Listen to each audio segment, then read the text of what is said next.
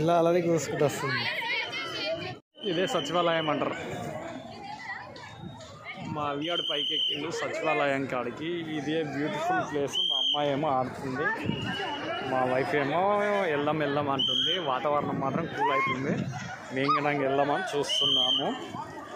మా బిడ్డ చాలా హుషారుగా ఎంజాయ్ చేస్తుంది.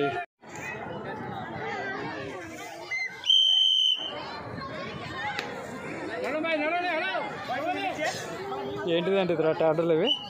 టాటూలు ఇంకేంటి ఉంటాయి? మమ్మీ, రెండు మమ్మీలేనా? ఇదేమో మమ్మీ డాడీ, ఇదేమో ఓన్లీ మమ్మీ.